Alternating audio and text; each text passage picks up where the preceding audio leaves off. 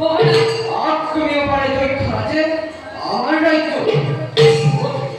যদি আসে না প্রস্তুত মৌল হন্য হামন্ত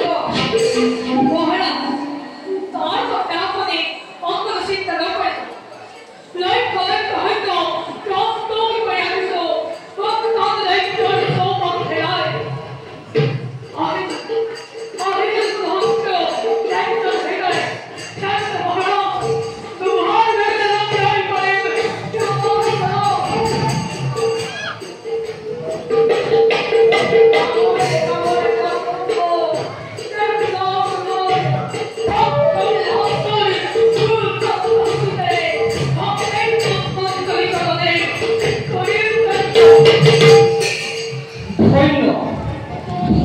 সেনাপতি কুমার তুমি চাইলে সেনাপতি থাকতে জীবিত নাই নাই আমি